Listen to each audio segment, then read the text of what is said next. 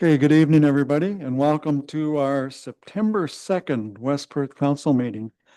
Just before we get into the crux of our meeting, I'm going to ask that we have a moment of reflection. And also, just want to mention the passing, and I believe likely most people are aware of it by now, passing of former Mayor Hugh McCoy.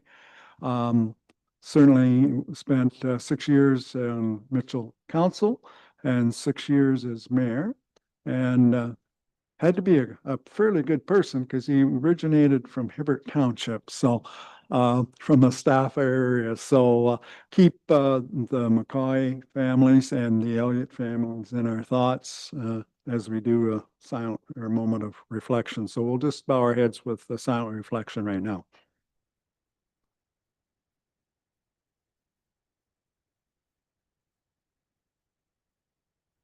Okay, thank you. So Nicholas, Councillor Vink is not going to be here tonight. He's indisposed somewhere. I'm not sure where. I don't think he said where he's going to be. He just isn't going to be here. So first item on the agenda is the acceptance of the agenda as it was circulated. So moved by Councillor Fournier, seconded by Councillor Rose. All those in favor? Opposed, if any? That's carried. Does anybody have a conflict of interest with anything on the agenda this evening? Okay, if you find that you're treading on hot water as we move along, you can always declare it at that time. We do have a number of items on the consent agenda, 12 to be exact. Is there anything there that anybody would like further explanation or dealt with separately? Councillor Fournier? I ran into this consent agenda and I thought it was basically designed to keep me talking for quite a while, actually. I'd like to highlight 4.1, 4.2, 4.3, and 4.4, if you don't mind. 4.1 and 4.2 are essentially the same argument. Protecting and conserving the soil is practically implicit in the charter of our municipality. As far as I know, the agricultural areas are dedicated to the production of food, fuel, and fiber. And without preserving the soil, we can't even meet our original charter. Not to mention that we have a land acknowledgement that requires us to act as stewards of the land, and protecting the soil would seem to be, again, implicit in a promise that we made as a government. For the glyphosate-based herbicides in the Nipissing Forest, that's item 4.2. It seems from my reading that the province of Quebec has banned the use of glyphosates because of health concerns that they have with the substance being sprayed, which puts us in a position of either you trust the advice that you're given, in that you trust the person or you trust the information, or you're just deciding to take a gamble on whether or not it's dangerous or not. If somebody tells you you're doing something that's dangerous, either you trust that they know what they're talking about, or you're just taking a gamble on whether or not it's dangerous. And when it comes to things like substances that might cause cancer, it is much better to err on the side of caution and go with the voice that says what you're doing is dangerous. For the human trafficking prevention, 4.3, any money, any support, any statement in support of ending human trafficking can only be to the best. That's not money that you can waste or statements that you can again make in vain. Whatever we can do to support human trafficking prevention should be done. And the 4.4, the Elect Respect campaign, I think that, again, it's sort of implicit in who we are as a council to support that, because as far as I can tell from reading the letter, there's nothing in there that isn't already said in our own code of conduct and bylaws. So how could we not but voice some support for that particular item as well? And thank you, Your Worship. I'm done. Okay, what we'll do, well, first of all, I'll ask if there's any other items in the consent agenda that anybody wants clarified or dealt with. I don't see any hands going up. So what we'll do is we'll deal with the consent agenda. We'll deal with 4.5 to 4.12, and then we'll come back to those four. And you pretty well explained already what your concerns are, and we'll I'll give you an opportunity to add a bit more, and if there's any further discussion, and then we'll see if if council wants to support it or not. So the motion would be that we support, or that we we're going to change it here, that we accept the consent agenda items 4.5, right, to 4.12. 4.11. Oh, 4.11, and then 4.12 is the August 11th regular council meeting. So do we have a mover and seconder for that? Councillor Phelps, seconded by Councillor Harold. Any further discussion on that? Okay, all those in favor? Opposed, if any? That's carried. Okay, now we'll just circle back. We'll deal with each one of these individually, I guess, Councillor Fournier. So first one then is the town of Goderich, and protect and conserve the soil. I don't know whether you have anything further you want to add. You're welcome to. Not particularly, Your Worship, just that we have two different promises that we've made, one in our charter and one in our land acknowledgement that requires us to do this. So we should make a motion of support towards it. Okay, so that's what I'll ask, that I assume that you're willing to move that we support this resolution from the town of Goderich. Do we have a seconder for that resolution? Councillor Chessel? Discussion? Any further discussion at all on that? Deputy Mayor Changowski? Yep, through you, Your Worship, I would totally support this endorsement. Senator Rob Black, native of Wellington County, has been championing soil conservation through the Senate for many years now, and this is part of his continued initiative. So I would support this wholeheartedly. Thank you. Hey, any other comments? Okay, if not, it's been duly moved and seconded that we support the resolution from the town of Goderich with regards to protect and conserve soil. All those in favor? Opposed, if any? That is carried. The next item, 4.2, from the municipality of West Nipissing, glyphosate-based herbicides in the Nipissing forest. And I don't know, Councillor Fournier, if you have anything further to add at this time? I don't particularly believe so. I've made my points. Some people say that it can cause cancer and other health concerns, and that should be enough to stop you in your tracks, really. Okay, and I assume that you're willing to move that. Okay, so moved by Councillor Fournier. Do we have a seconder for that resolution? Councillor O'Donnell is going to second that. Any further discussion with regards to that? Oh, sorry, Deputy Mayor again. Yeah, through you, Your Worship, just wanted to point out that glyphosate-based products are approved by the Pesticides Management Act, Regulations Act. Glyphosate is use of glyphosate, the licensing through the PMRA is backed by scientific review every 10 years. It's an accepted use on agricultural product or agricultural production. And I would not support this resolution until further evidence is provided on the use of glyphosate. The opposing viewpoint should be heard first before this council decides to endorse one way or the other.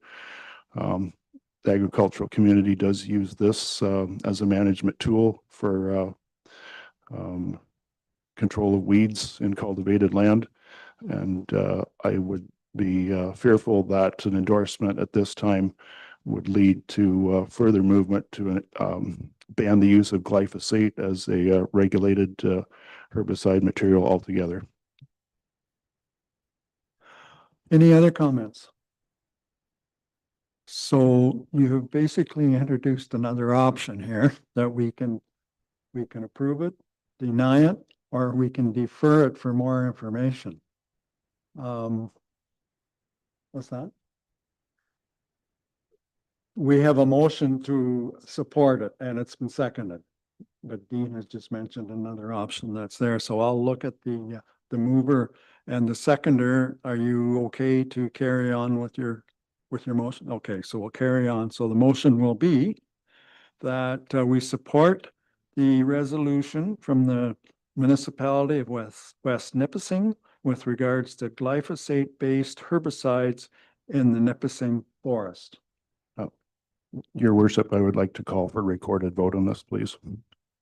We can do that.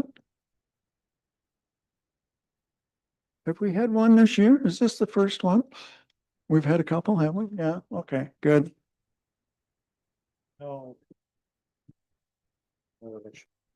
Okay, James, I'm gonna let you, you know who's moved it and you know who's seconded. I'm gonna, let you deal with the formality of the recorded vote.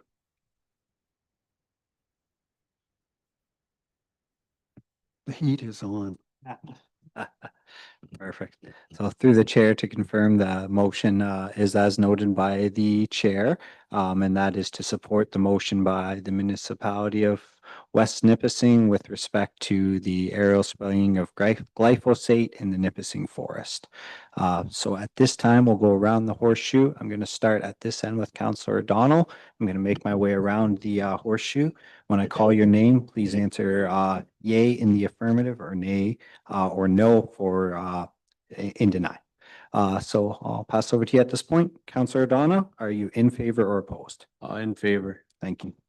Councillor Chessel, Yay. Councillor Harold, No. Councillor Phelps, Nay. Mayor McKenzie, Deputy Mayor Chankowski, No. Councillor Deck, Nay. Councillor Fournier, Yes. Councillor Foster, Nay. Councillor Rose.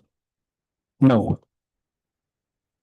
Thank you. Through the chair, the motion fails on a recorded vote by a count of 7-3. Thank you. Okay, very good. Thank you. So just so you know, you don't always have to take them in order. We used to have a sheet that just picked them randomly, so you never knew when your turn was coming up. That's a little more. I'll keep that in mind for next time. As we get to Halloween. Yeah, right. Okay, item 4.3 then from the Township of West Lincoln, the human trafficking prevention. And I refer to Council Fournier again, if you have anything further to add. Just one small point on that, actually. It seems that any community that finds itself cut off from the law, essentially, in that the law is only used against it, not something that it can use to its benefit, almost invariably develops sexual exploitation and sexual abuse within that community. Because, I mean, essentially, that's what the law is there to prevent in a lot of ways, hurting people. And it seems to me that perhaps our country is changing so fast that there might be more of that happening now. And we all know the stories about, well, what's a good example? Jerry Falwell. Anyone heard of Jerry Falwell? He married a 13-year-old. Like, this happens in Christian communities as well. And whatever we can do to support the extirpation, I believe is the correct English word, of any hint of that in our society should be supported. And that, again, that's just the basis of my point regarding this. Okay, thank you, Councillor Fournier, and I assume you're going to move that one as well. Do we have a seconder for that, support that resolution? Councillor Phelps? Any further discussion? Okay, all those in favor of supporting that resolution? Opposed, if any? That is carried. And moving on to 4.4 from the Township of Lincoln, Elect Respect Campaign. And again, I refer to Councillor Fournier again. This one should be even simpler. As far as I can tell from reading our own code of conduct and bylaws, everything mentioned in this letter is stuff that we're already required to do. Supporting this is kind of like giving ourselves a pat on the back or a high five. That we already do this. We're already required to do this. We should support other people that are requiring their councillors to do the same. Okay, and you're going to move that as well. Do we have a seconder for that resolution? Councillor Foster, thank you. Any further discussion on that? Okay, all those in favor of supporting that resolution? Opposed, if any? Then that is carried. Thank you. I think that's got the consent agenda done. Good, okay. So we do have a delegation tonight, and we welcome the people from West Perth Village, and they're in the front row here. And they are going to talk about what's in store for the future, and they have been here before and talked about what they've achieved in the past and what they've achieved presently. So now we're going to find out what the future holds. So, Leanne, are you the spokesman or who? Okay, we've got another Hippertonian going to speak here tonight. So good. Colleen, floor is yours.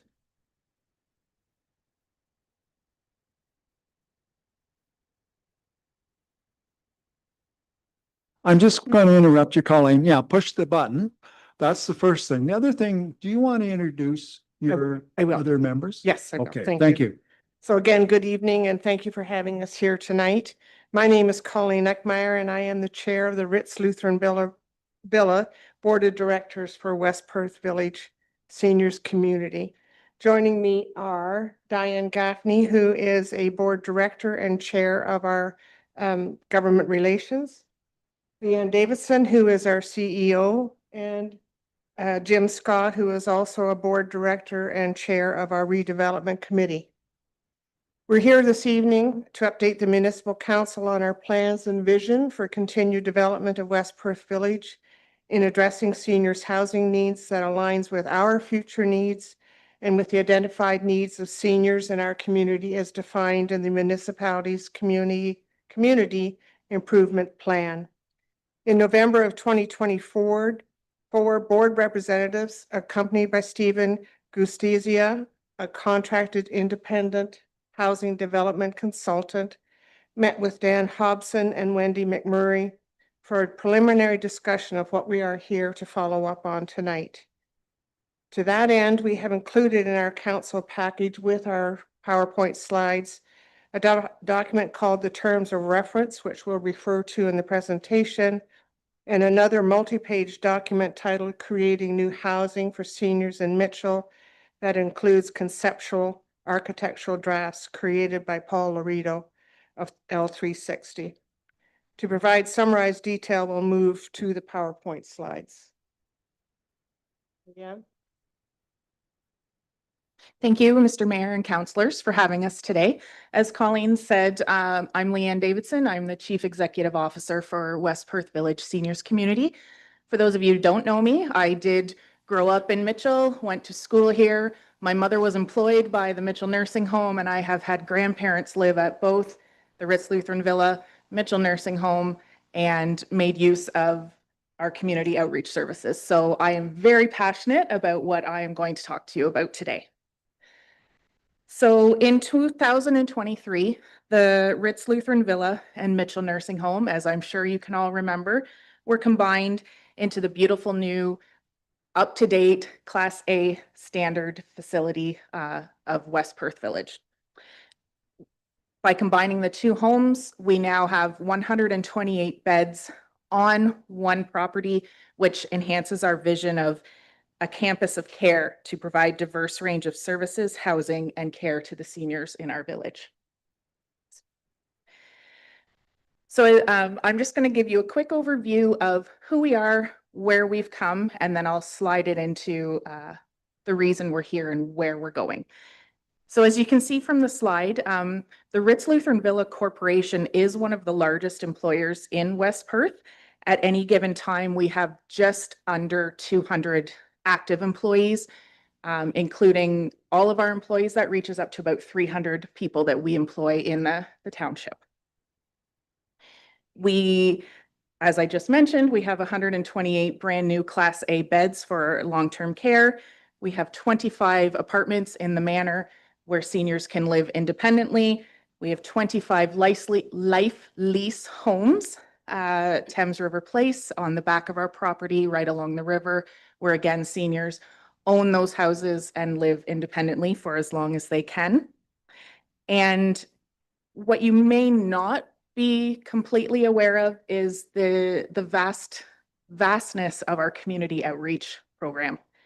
So in the fiscal year of 2024, ending in March of 2025, Our Meals on Wheels program served over 4,000 hot meals to residents of West Perth.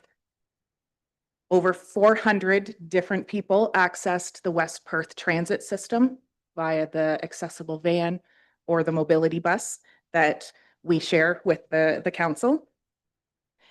Over 580 different clients attended at least one health and wellness program, that being exercises, our blood pressure clinic, and over 200 different seniors attended the social programs.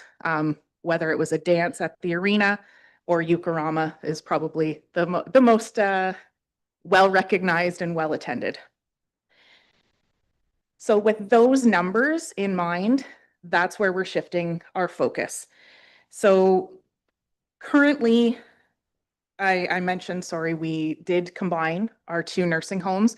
That project, our fundraising continues, but we are almost there. We can see the finish line for our $5 million capital campaign. We just need that little extra hump that coming up, we have some events that will go towards it. And the big change on our campus this year was the demolition of the old Ritz Lutheran Villa building. Through consultation with experts and legislative changes over the years, it was decided that that building could not be brought up to the new code of standards of living. The fire department visited us a lot because of the old system in there. So the 3 main wings of that building were torn down, and we have kept a small portion of it to use for storage and some meeting areas. So with that said, I'm going to pass it over to Jim to talk about the future. Thank you, Leanne. Our vision. I'd like to emphasize that what we are presenting is just that, a vision that has been approved by the board, and that we are in very early stages of planning and conceptual designs. Just the first couple points on the slide here, data points to highlight, and there are others that we believe support the vision and help justify the need. As well, through our due diligence, we are mindful of other projects in and around the community that we will need to consider. The second bullet, or actually just the first bullet quickly, we have about 136 people on the Manor waiting list, waiting approximately 3 to 8 years for residency. Seniors housing predictions say that the seniors population in West Perth will increase to 22% within the next 5 years. And I believe that stat was 2021. As Leanne mentioned, we and Colleen did as well, we've engaged some experts, Paul Lorado, our senior architect of G Architects of London, and Stephen Castasia, an independent housing development consultant, to help us. Recognizing the need for housing geared to seniors and their unique needs, our vision for this project's centralized on a 50 to 60 unit apartment complex, offering 1 or 2 bedroom units designed with features to support residents to maintain their independence as they age in place. We identify that the focus of this effort is to offer independent living with support services. And as part of the package that we provided, you can refer to the From Vision to Homes document included in the package for further details. It gives a 4 or 5 page summary as what the board's vision is on page 1, and then it explains the needs and some of the work that we did with Stephen Castasia to justify why we believe this to be the vision for our future. The fourth bullet, as was mentioned, we are nearing completion of our $5 million fundraising obligation. Our goal is to wrap this specific fundraising up by the end of this year. Our objective is then to move forward, shift gears, if you will, and begin the planning for a capital fundraising campaign for this project. Raising initial capital will be one of our priorities. Bottom line is we need to raise some capital in order to move forward. That said, moving forward will very much depend on a viable and sustainable business case, community engagement sessions, and the support of the community, which we believe we will have. And that speaks to the last point on that slide. We are working diligently and responsibly behind the scenes to identify a comprehensive design and corresponding budget to move the project forward. Next slide just gives you a site map of what our current campus looks like now with the building demolished. We've got a very, very valuable asset. A lot of nonprofit organizations don't have land. We've got land. Next slide. This is just a drawing of a proposed site plan that's been that we put together with our experts. Just a drawing of what the potential building could look like in the location of where we could put it on the campus. And this would require some, planners to help us make sure that we put it in the right place. The next slide is simply a diagram of what the building could look like. And this is referred to as a podium design. And again, this is subject to change. Our vision could perhaps include the first floor being shared services, professional services, blood clinic, physiotherapists, outreach extension that Leanne spoke to. And again, I would suggest you take the time to look at those 4 or 5 pages of that document I referred to earlier. It speaks to the details of what our vision looks like and supports, we believe. Thank you. Now I'll hand it over to Diane. Thanks, Jim. Okay, so as a not-for-profit organization, West Perth Village relies on the expertise of our staff, of our dedicated board members, our community partners, stakeholders, and friends.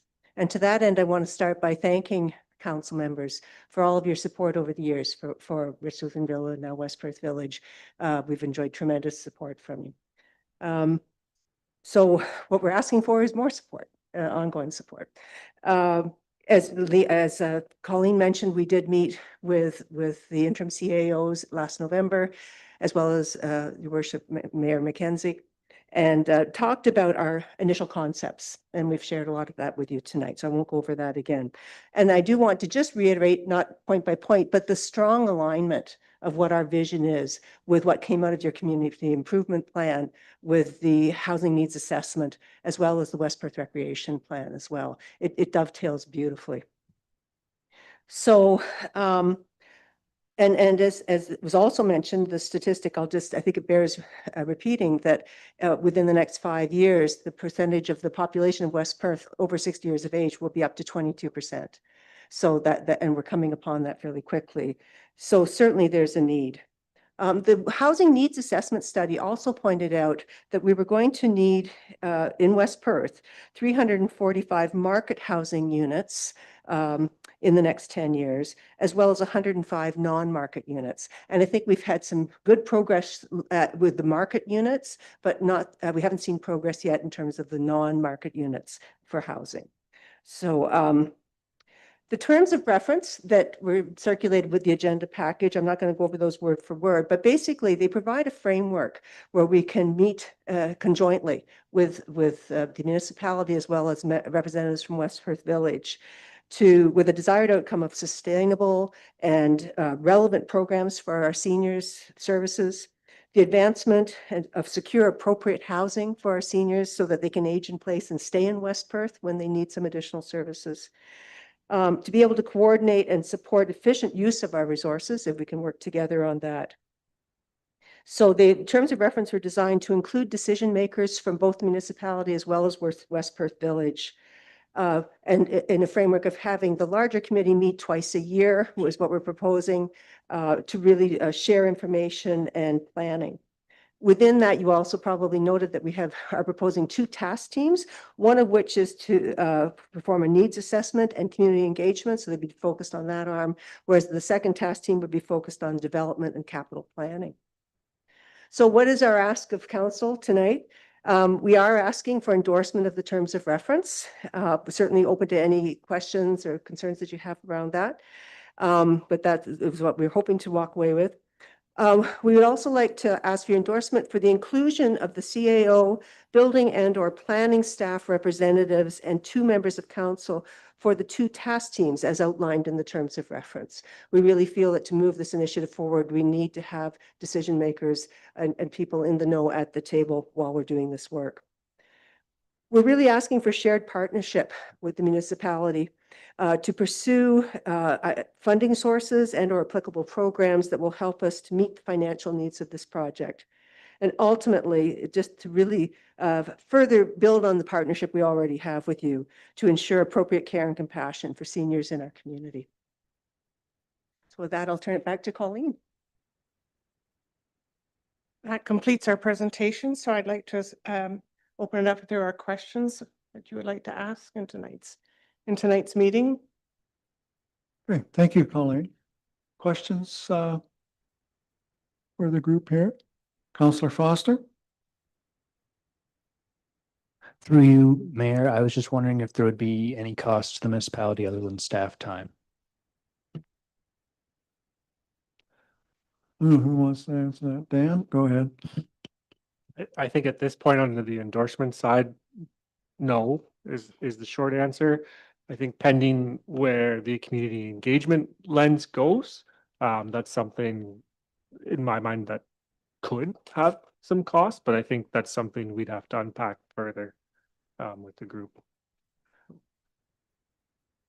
I don't know if anyone on. Other comments or questions? Councillor Fournier. I was just wondering, bottom of your document, it says next steps, and I was wondering what you all foresaw or wished for in terms of a strategic relationship with the West Perth Village and the municipality. What do you see that as? So we already see parallels in some of the work that we do that aligns with what the municipality is doing. That's identifying needs for seniors in our community.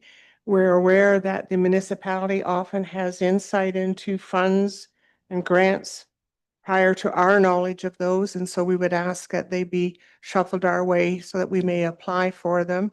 There are some regulations that we may not be aware of that we would depend on the municipality to help us with. And then there's expertise on council and within the municipal government framework that we would like to tap into if that's possible. Anybody else? I've got two. Oh, Dean, go ahead. You go first. Yep, thanks, your worship, through you. Thanks to Colleen and your colleagues for an informative presentation and bringing council up to date on your future plans. I had 2 questions. I guess the first question, I might have missed it in the presentation or in the documents. What's the timeline, like, understanding you would love to have this up and running tomorrow? What's your scheduled timeline, like, to say doors open, ready for occupancy? Do you have a sense of what that date looks like so far? Well, I can start by saying, I think it was April of this year, Andy reached out and asked what our timelines were. And I think in the article in April, it said, I would like to see occupancy by 2028. Well, through our fact finding and working with the experts and talking to CMHC, talking to other nonprofit organizations that have done something similar, I can say to council that we are resetting our expectations. That being said, we've been chatting with CMHC and these other parties, and I would say our target is I'm going to say 2028. I know we've discussed 2027 to have ourselves in a position where we can apply to CMHC for seed application with a seed application. And what that means is if all the stars line up with their application, they would then provide us with funding to move forward. The requirement to get to CMHC with that application is in the neighborhood of $3 million to $5 million. So we have to demonstrate we have $3 to $5 million in reserve in our pockets to advance that application. So I say 2028, thinking that we move forward with this partnership. We start a capital fundraising campaign in 2026. We target to have, say, $3 million raised by 2028. I say that tongue in cheek because, back to my other point, we're mindful of other projects. And the municipality only has so much money, i.e. the community, residents. And there's other projects that are in play. And this is where I think we've got strength as a partnership to understand what some of the priorities are of the municipality and how we fit in and see how we stick handle this. So I'm not sure, Dean, if that's answered your question, but that's our short-term objective. Beyond that, I would say if the stars line up and we get CMHC funding by, say, 2028, then we could get shovel in the ground by, say, 2029 and perhaps have occupancy by, in the 2032 range. So that's very, very high level. Again, where does the spaghetti stick on the wall? That's our high level milestone at this time, without getting further expertise engaged in our detailed planning. Does that Okay. help? Yes, it does, Jim. Thank you. That gives a better sense of, what the starting point is, what it looks like, and what the initial steps beyond that first step are. Are you able to give us a sense of the total cost of what this project would look like in today's terms of reference and dollars and whatnot? Preliminary numbers are in the $20 to $25 million range, and I would say we should be looking at 25 plus, because with inflation, we talk 25 million today. It's not going to be 25 in 5 years, right? So that's the numbers we're working with right now, Dean. So fair to say then, Jim, it's the similar magnitude or greater magnitude than the redevelopment you just completed then? Correct. Right. And then I guess my final question, you mentioned two meeting groups where you wanted counselors. There were an engagement group and a capital fundraising group. Yes, that's correct. Okay. Yeah, so one group that would look at basically needs assessment, so confirming and expanding on our knowledge of what the actual needs are of the seniors in West Perth, and then community engagement to obviously to speak with the people of West Perth about share with them what our vision is, get their feedback on that, and make sure that we're hitting the mark, that we're all on the same page. The other group was development and capital planning. So actually looking at the property itself, and then looking at all of the various phases that are going to be required in order to actually start building the property. And when would you foresee, provided that council endorses the terms of reference here tonight, when would you see those groups starting their business? I think we would like to see, so the overarching committee, so there's the one that would meet twice a year we're proposing. It would be wonderful if we could get a meeting of that in by the end of this year, perhaps, or early next year. And then the other task teams will report up through that group. So we can decide on those timelines at that table. Okay, very good. Thank you. Other questions for the group here? I'd like to, if I may. Go ahead, Jim. Chair. The other opportunity we see as part of those terms of references is again in the strength of the partnership. Again, when we go back to our conceptual designs, we see shared services. Is there the potential to, the municipality may be talking about, we need more of these types of services, a hub, a central hub, or seniors hub. That type of idea, having that sort of collaboration between ourselves and municipality. like just sharing ideas. Well, we're thinking of this. Well, maybe that's a great idea. Maybe perhaps we can build it into this project or into this design. You know, those types. It's those types of things that we see value in as well. I just wanted to. Oh, good points, Jim. Anybody? Oh, Councillor Fournier? Just a very quick question. How integral is access to public transportation to the residents of the villa or West Perth Village rather? Like how important is having a bus available, in other words? Very important. A lot of our residents currently rely on that service, and we anticipate the new unit we have identified as supported living. Lots of those people we anticipate will have vehicles, but as they age and give up their license, you know, the need will increase. Yeah, sorry, Leanne. So just so council is aware, I mentioned we have the one bus that we currently operate with council and one accessible van. We can't keep up with the demand currently with those two vehicles.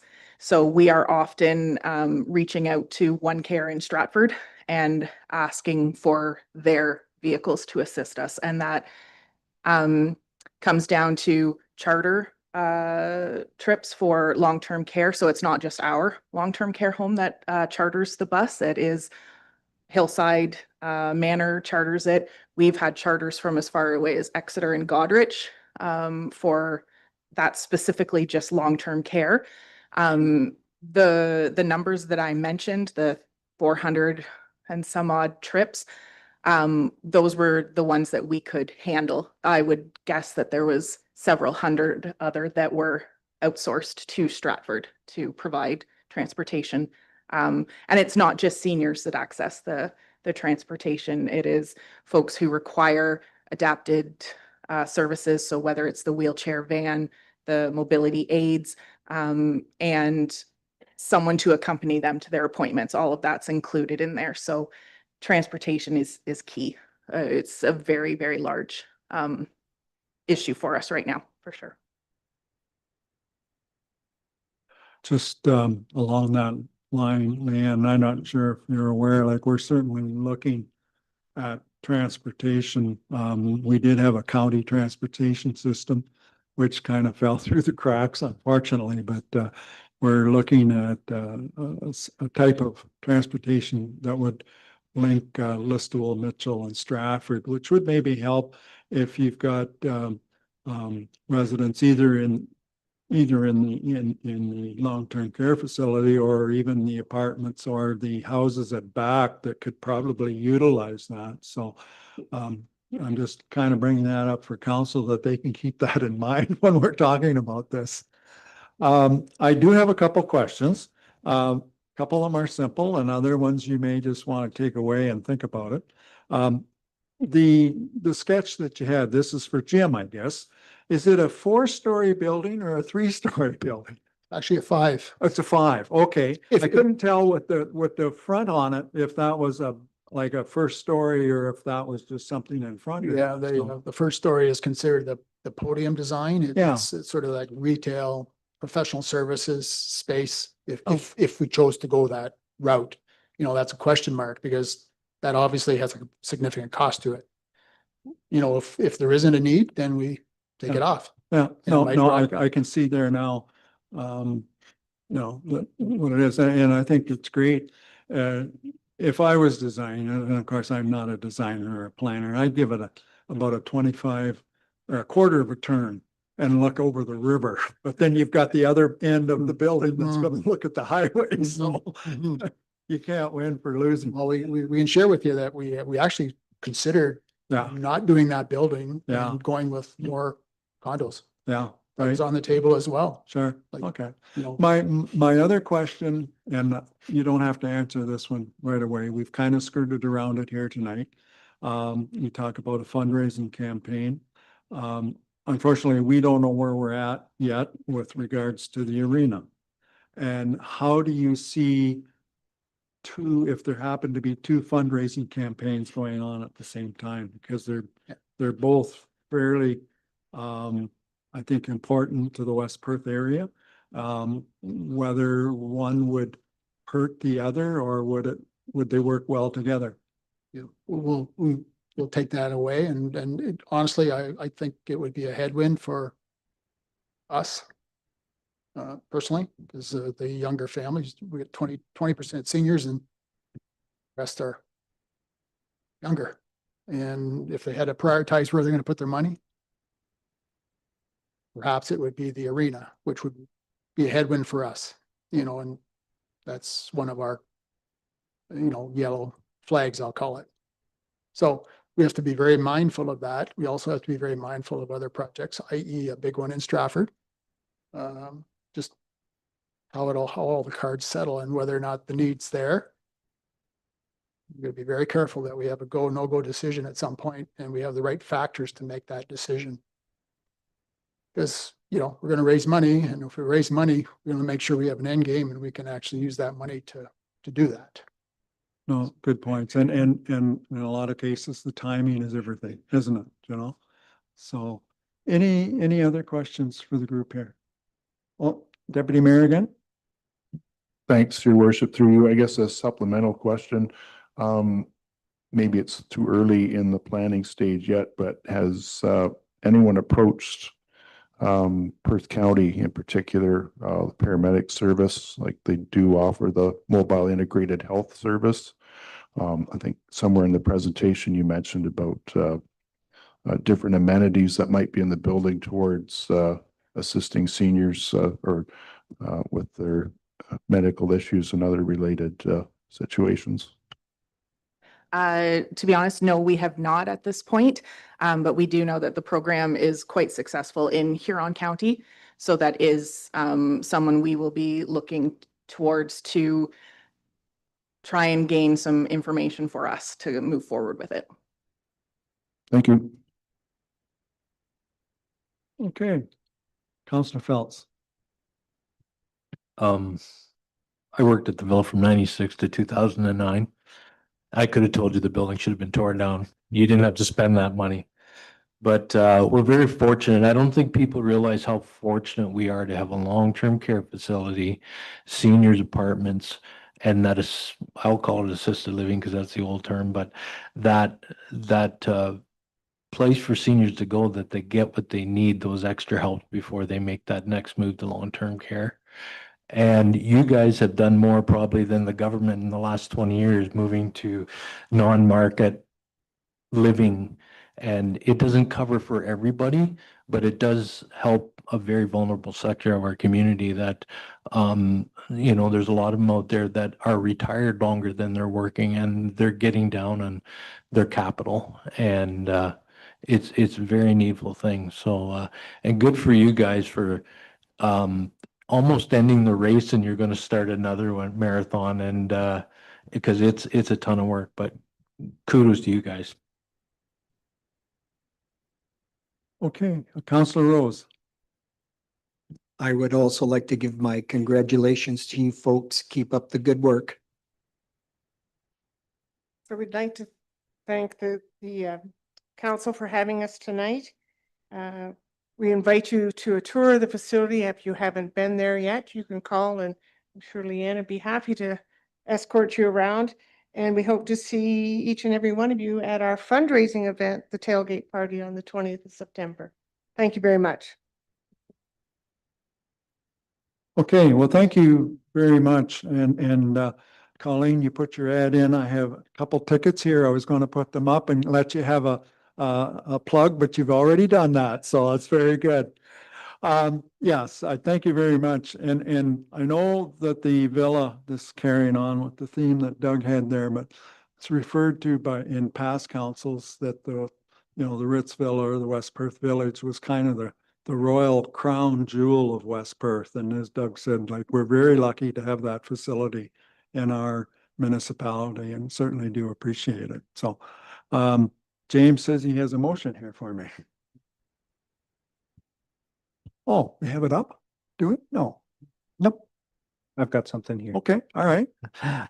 So based on the discussion that occurred tonight, I'll put this motion forward for council's consideration. It would certainly need to be moved and seconded for council to proceed further there. And that would be that council for the municipality of West Perth endorse the terms of reference for the committee as presented, that council approve the municipality's participation as outlined in the terms of reference, and for that the mayor and clerk be authorized to execute the terms of reference on behalf of the municipality. So I'll leave it there and turn it back to you at this time, Chair. Thank you, James. You've heard the resolution that he's drafted. Do we have a mover and seconder for that? Eeny, meeny, miny, mo here. I'll take Counselor Duck and Counselor Phelps. How's that? Any further discussion on that?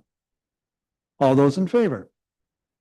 Opposed, if any, that is carried. So thank you very much.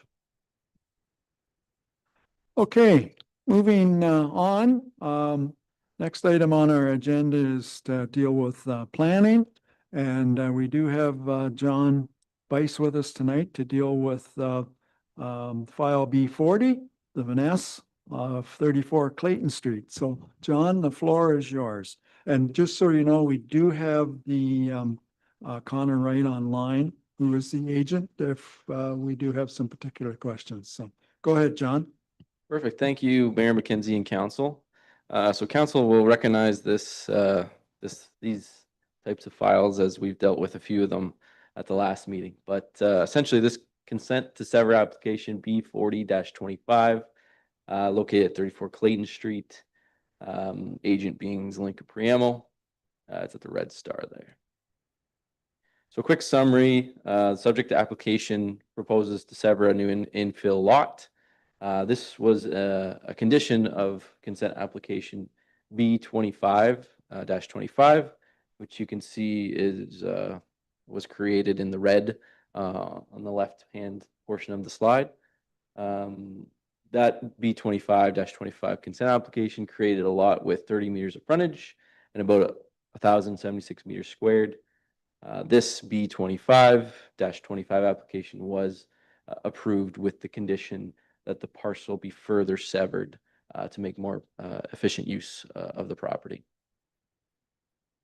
So as such, the applicant has submitted this application. The summary of the entire proposal, as you can see with the updates to the severance sketch there. Overall, 7 lots were proposed through this redevelopment plan, and 1 being the retained land, making 8 total lots in that vicinity, all to be developed into single detached. So as you can see on the left-hand side, the report photo, the red being the retained and the yellow being the severed, splitting the lot created through B25-25 right in half, 15 meters of frontage for each and 538 meters squared of lot area. Both parcels will need to be rezoned as a condition of consent as per the rest of them as well. So this image here is just of the retained red land outlined here. And essentially the proposal being a form of infill development helps the continued goal of achieving a complete community. There is a condition of consent that B40-25, which is the application before you tonight, B25-25 be completed prior to this application B40-25 being completed. And that's essentially the first lot needs to be created before you do any sort of further subdividing, right? So that's just a standard condition when you're when we're speaking in this sense here. So that's the retained lands here, the image, and this would be the severed lands. Notice was provided on August 15th, and no members of the public provided any comments. Staff are recommending an approval recommendation from West Perth to the Land Division Committee. I can take any questions. Okay, questions for John on this?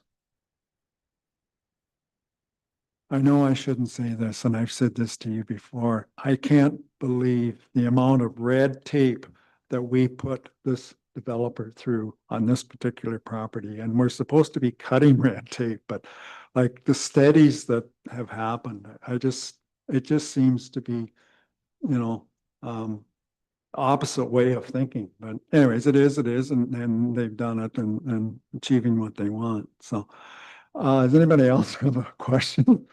Andrew, go ahead.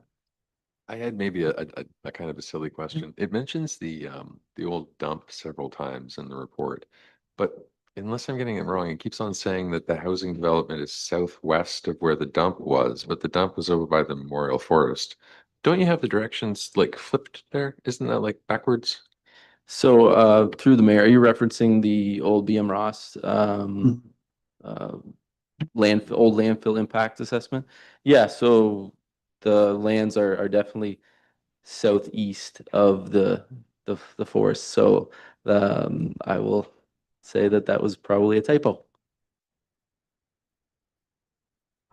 Anybody else? Okay, we do have a recommendation here. And the recommendation is that the Council of Municipality of West Perth recommends that Perth County Land Division Committee or its designate approve consent application file B40 as applied for, and that the Council of Municipality of West Perth forward the conditions listed in the staff report dated September the 2nd, 2025 to the County of Perth Land Division Committee or its designate for consent file B40 affecting the property legally described as Park Lot 47 Plan 339 Mitchell Municipality of West Perth.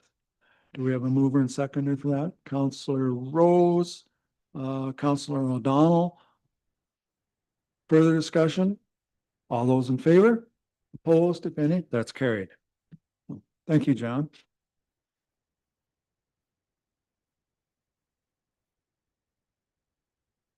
Okay, moving on. I have Chief Building Official next, and we don't have anything from them. Anything from the fire chief? It was in our consent agenda, and whether there's anything you want. The only thing I was going to ask you is, do you really miss going out to the villa all the time? They said that you used to make a lot of trips out there. Yeah, yeah. Okay, nothing from the Director of Operations or Community Services. So the next item then is under the clerk, and we have the 12th concession branch A and O, consideration of the engineer's report, and we have Brandon Widener here from Spreetz. And Brandon, I'll turn the floor over to you. I just have to comment that this area of Fullerton Township or the ward of Fullerton has to be the best drained area that we've got now with the amount of municipal drains that have been going on there.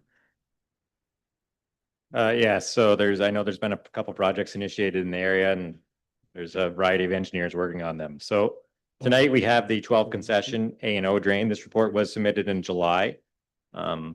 Unfortunately, couldn't make your last council meeting due to a scheduling conflict with North Perth, which your township's also involved with. So tonight we have the A and O. The A drain was started this project. It was signed by a request from the Snyders for an improvement through his lands. There was then some additional requests received, as well as a request for a new branch, which created the O drain. So I don't know if we have the map on the screen or if you guys have it available, but essentially the drain starts in the open portion. It runs across a number of farms and essentially drains the intersection of Road 151 and line 16. I believe you just had a drain submitted called the C drain of the 12th concession. And my assumption is you also have a branch E drain coming and a branch D, which are the drains adjacent to this one to the east. This drain is essentially, there was a drain done in 2014 by Dietrich's. At the time, there was some work done in the Anderson property to backfill some of their existing ditch. That was all done in 2014. That being said, the rest of this drain is much older. So it's a pretty straightforward project. It's a replacement of existing municipal and a new branch on the side of the road to line 16. Runs across the Anderson, Snyder, Bears properties, and then up and across line 16 with a bore. We then have a new O drain, which parallels line 16 and crosses the intersection into DNS Snyder's farm. which is at the intersection to catch some water there. Consists of 27-inch tile down to 18-inch at the road, and the O drain is an 8-inch tile. It just serves a small amount of acreage and just clean up drainage at the intersection. We did have a preliminary meeting on this project July 10th. Majority of the landowners were in attendance. But other than that, it's a pretty straightforward project. The estimated cost is $271,000. There is 2 road assessments, one for line 16 and one for road 151. But other than that, I'm happy to answer any questions anyone may have. Okay, we do have Ryan Anderson online, I believe, and I don't know if he has any questions at this time. Hi, it's Ryan. I don't know if I've got Oh, camera. Ryan, sorry. Yes, okay, go ahead.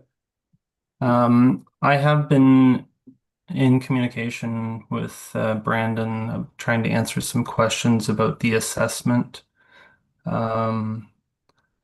I believe that the design of the drain that he's proposed is a good design, and that, in my opinion, should have been considered in 2014 when the open drain was filled in. But at that time, none of the other property owners appeared to want improvements on their drain. And as a result of this project, I've been told that the portion of the A drain that was upgraded in 2014 is not deep enough to service the rest of the property owners. I did have some drainage issues about 4 or 5 years ago, along with the other property owners. And as a result, we decided we would clean out the open drain and basically a good portion of the open ditch of the 12th concession drain and the C branch were cleaned out.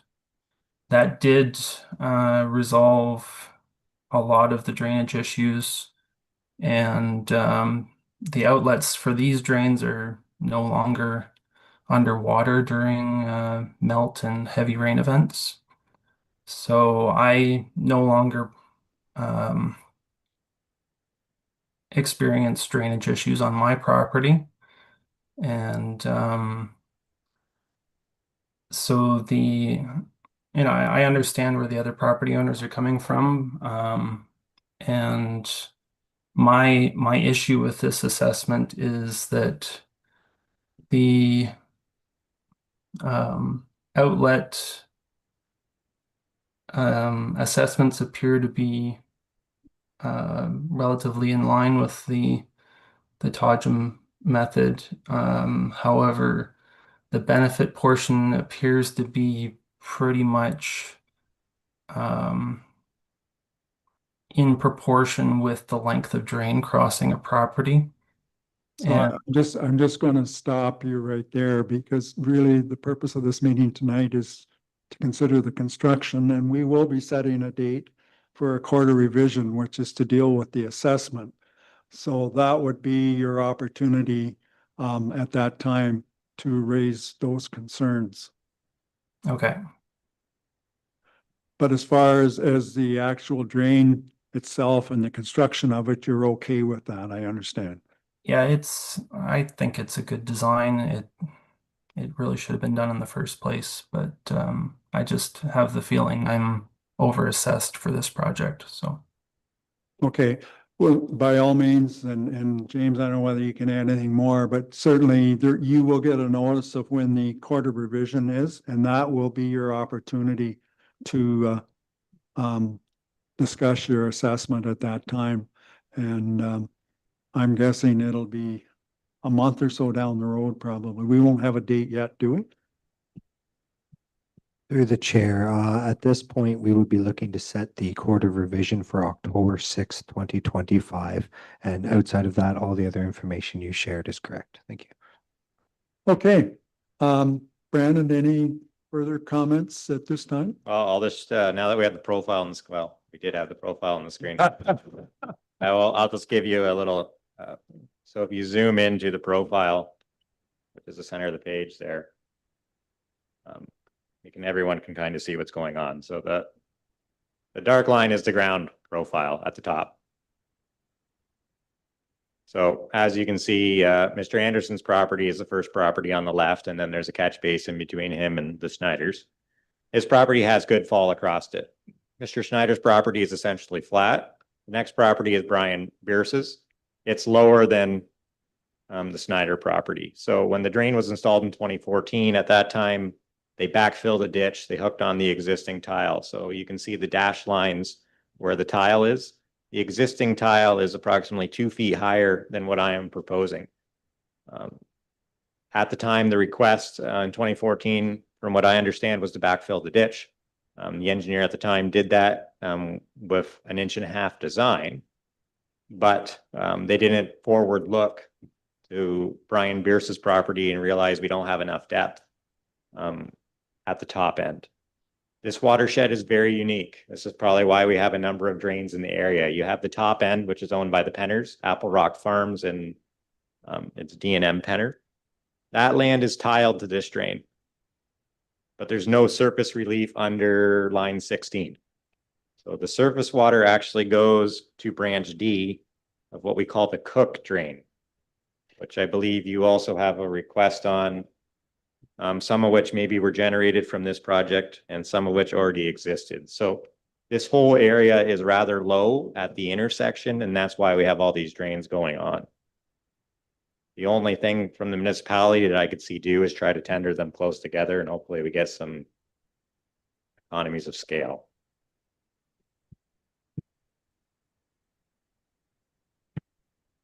Okay. Any questions from council with regards to this drain? So like I said at the start, I think we've been dealing with drains in this area for the last 2 years. Just seemed every, well, not every meeting, but every other meeting or so, there was another drain from the same area. Well, and another thing that's going to benefit you is your neighbors in Perth South have a couple projects, a couple roads south, which we are appointed on, and they will be coming out soon. Good. Okay. All right. If there's no further questions for Brandon, we do have a recommendation here. And it is that the Council Municipality of West Perth accepts the report dated January the 22nd from Spread Engineering for the 12th concession branch A and O drain, and that council provisionally adopt the engineer's report for the 12th concession branch A and O drain by giving first and second readings to bylaw 47, and that the quarter revision for the 12th concession branch A and O drain be scheduled for October the 6th, 2025. And if my memory was better, I would have known that date was there. Do we have a mover and seconder for that, please? Moved by Councillor Harold, seconded by Councillor Fournier. Last call for questions. All those in favor? Opposed, if any? That is carried. Thanks, Brandon. All right, moving on then. Next is the year-to-date development charges collected for 2025. Oh, did I miss something? Oh, did I go too far? Oh, section 78, branch at number 4 of the Weir drain. Yes, James, sorry. Great, thank you through the chair. So this is a section 78 request for branch 4 of the Weir drain. We received this request in August. It was filed by Keith Bannerman. Branch 4 of the drain services lot 4 concession 14 in the Logan ward. And they're looking to initiate the process in order to make improvements. We're recommending that we appoint Chris Dietrich of Dietrich Engineering to prepare the engineer's report and take us through the process on a date 30 days from the notice to the Maitland Valley Conservation Authority. I'll leave it there unless there's any questions. Thank you. Any questions on this particular drain? Okay, if not, we do have a recommendation that the Council Municipality of West Perth proceed with the request for drain major improvements to branch 4 of the Weir Municipal Drain, and that council pursuant to the Drainage Act, including in accordance with section 8 subsection 4 and subject to any objection from the Maitland Valley Conservation Authority, appoint Chris Dietrich of Dietrich Engineering Limited as the drainage engineer on a date 30 days from the notice to the Maitland Valley Conservation Authority for the examination of the drainage works and to proceed with the requirements of the proposed improvement under section 78 of the Drainage Act. So we have a mover and seconder for that. Moved by Councillor Chessel, seconded by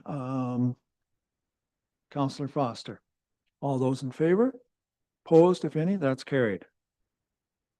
Now I'm down to the treasurer's report. Wendy, the floor is yours. This is to do with the development charges.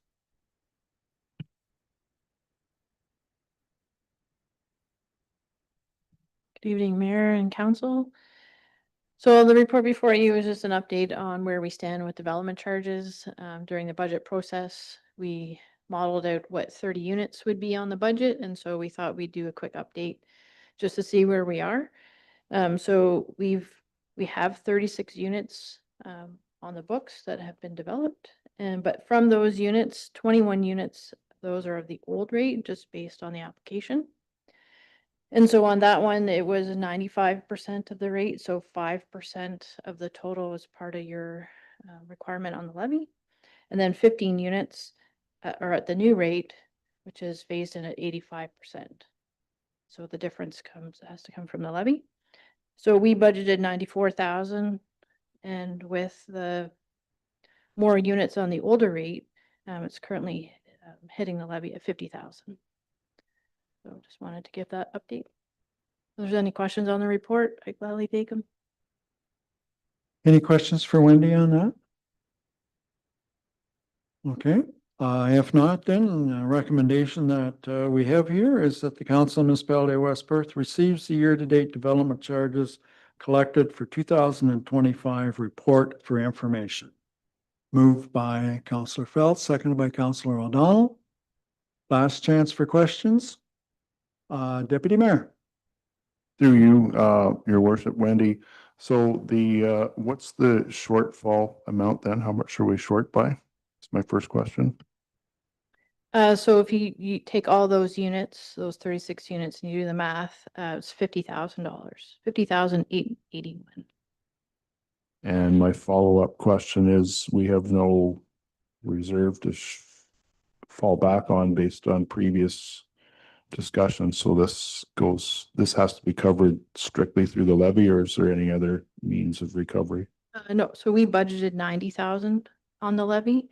So when we did the budget last year, $94,000 was our estimate for what, and we used the benchmark of 30 units at the new rate at 85. And so we're not short anywhere. It's just, we've only used 50,000 of the 94 that was budgeted for. So we still have 40,000-ish. Okay, thank you for that clarification. That's what I was struggling with, was just getting numbers straight. Thank you. Any other questions? Okay, it's been duly moved and seconded. All those in favor? Opposed, if any? That is carried. Thank you, Wendy. We have some correspondence. Dan, do you want to highlight these, I guess? It's just for information, really, isn't it? Eh? Yeah, I think I'd maybe speak to the Trees for Life one with the County Environmental Stewardship Coordinator. We're looking into that one a little bit more, trying to identify maybe a space or a place where we could get some more trees or offer the service. But I think the other ones are just generally all information for council from the ministry, and then there's a good report from United Way as well in there. Hey, any comments on the correspondence? Okay, then we do have a recommendation that Council Municipality of West Perth accepts the correspondence as information. Any mover and seconder for that, please? Moved by Councillor Harold, seconded by Councillor Rose. All those in favor? Opposed, if any? That's carried. The next item is a request from St. Patrick's Church in Dublin with regards to their 125th anniversary coming up in October. It's fairly straightforward, but they do need our permission. Any questions on that? The recommendation then, moving on, is that the municipality of West Perth approve the request from St. Patrick's Church in Dublin to declare their 125th Jubilee anniversary held at the Dublin Lions Hall, Sunday, October the 5th, from 2 to 6, to be of municipal significance and or community significance, and advise the Alcohol and Gaming Commission of Ontario that it has no objection to its taking place. We need a mover and seconder for that. Councillor Fournier, Councillor Duck. Questions? All those in favor? Opposed, if any? That's carried. Brings us down to the bylaws, and we do have a number of them. The first one is third reading on the Kennedy branch of the Kennedy branch of the Downey Drain.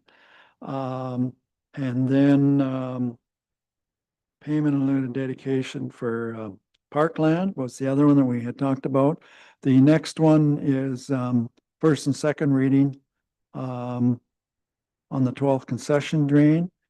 And then we have designated section of Highway 8 within the jurisdiction of Mitchell. I don't know if you want to elaborate a little bit on that one, maybe? Yep, sure. And that's just a process we have to go through MTO. They need a copy of our bylaw to approve our pedestrian crosswalk in the downtown that was recommended.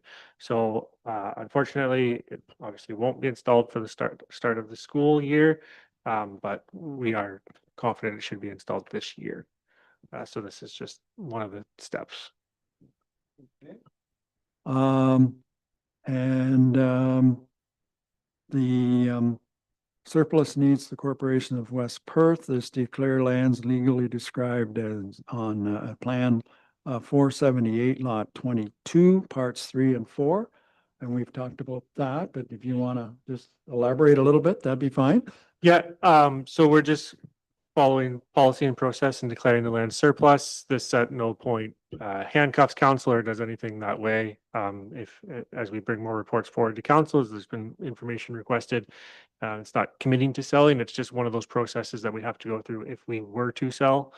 So we just felt it was prudent to get that kind of that box checked at this point in time. There's a question over here. Okay, Councillor Foster. If we do go through with selling these lands, is there any restrictions on what the money can be used for the municipality?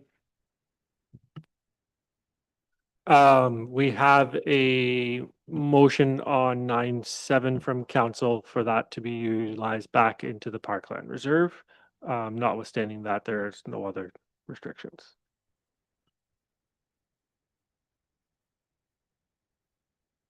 James, go ahead. Great, thank you through the chair. I just wanted to draw council's attention to a typographical error that was pointed out to me. Thank you, Councillor Chessel. And that is with respect to the wording in Parkland Dedication Bylaw. The amount reads and should read $1,500, the numerical value that's shown there. The written amount still reads as 500 from a previous version. To be clear, council would be passing the rate as 1,500 as previously approved in the staff report brought to you at the previous meeting. So that's a typographical error and it correctly should match the numerical value of 1,500. Thank you. Okay, we did the one on St. George Street. We just talked about that, right? So the other one is the road allowance on St. George, which is part and parcel of all that. And then the last one is the one in particular in, well, I'm going to say Russelldale. And we've talked about that one before. So I don't know if there's any questions on any of them.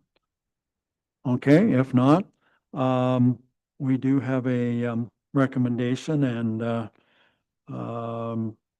that the Council Municipality of West Perth give first and second reading to bylaw 46, 47, 48, 49, 50, and 51 the second day of September. We have a mover and seconder for that. Councillor Duck, Councillor Foster. Questions on that? All those in favor? Opposed, if any? That's carried. And then that the Council Municipality of West Perth give third and final reading to bylaw 33, 46, 48, 49, 50, and 51 this second day of September. We have a mover and seconder for that, Councillor Phelps and Councillor Harold. Questions? All those in favor? Opposed, if any? That's carried. Okay. Number of coming events there. And I think you can look at them at your perusal. I guess we already have highlighted the Tailgate Music Festival, Patterson Park, which is kind of a major event. Next regular council meeting will be September the 15th. And what's that? Oh, yes, the open house. Yes, it's not on here, is it? Okay, who wants to do that? You want to do it? Or Dan? You go ahead. Sure, I can speak to that. So the municipality will be hosting a community open house on September 29th, beginning at 6 p.m. in the activity room at the Mitchell Arena. So we invite members of the public to attend that community open house and hear your thoughts and receive some more information about the arena redevelopment project. So again, that's September 29th, beginning at 6 p.m. in the activity room over at the Mitchell Arena. Thank you. Hey, thanks, James. Okay, next item, is there any notices of motion? None that I'm aware of anyways. Anything under other business? Okay, we do have a closed session to deal with, items that we're going to talk about is cost of living adjustment, the health and safety manual, job evaluation policy, the land sale, and Bill 3, the strong mayor's power. So I have a motion or recommendation here that we proceed into closed session under section 239 of the Municipal Act as amended at 8:22 to address the matters related to personal matters about an identifiable individual, health and safety and cost of living, a proposed or pending acquisition or disposition of land, education or training sessions, a meeting of council or local board of a committee, either of them may be close to the public if the following conditions are both satisfied. The meeting is held for the purpose of educating or training members, and at the meeting, no member discusses or otherwise deals with any other matter in a way that materially advances the business or decision-making of council, local board, or committee. So a motion that we go into closed session would be in order. Councillor Duck, Councillor Rose, all those in favor? Opposed, if any? It's carried. And I think we'll take a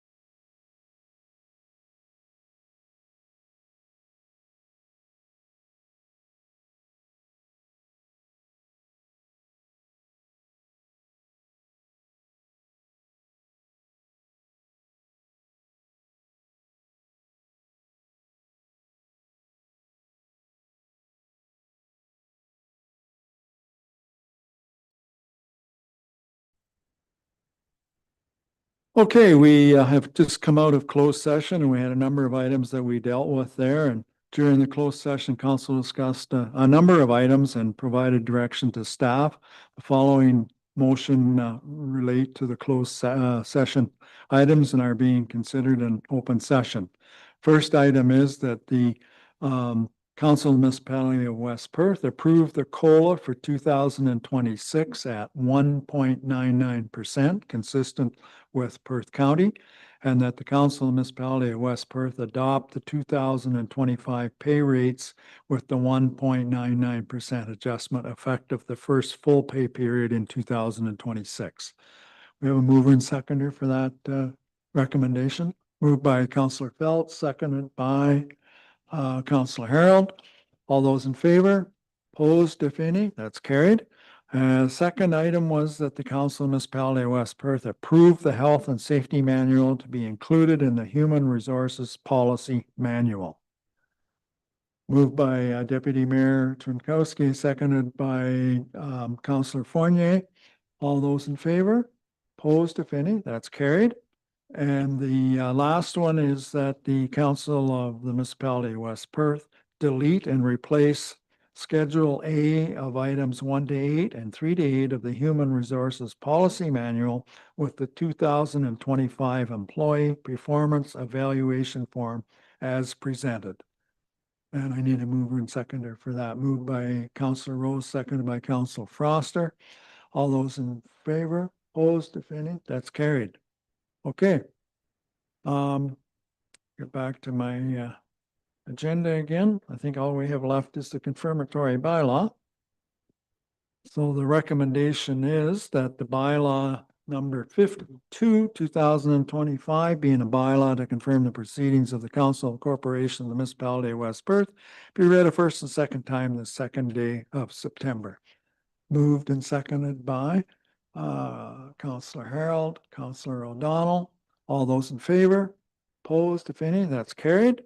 And then that bylaw 52, 2025, being a bylaw to confirm the proceedings of the Council of the Corporation of the Municipality of West Perth, be read a third time and finally passed the second day of September.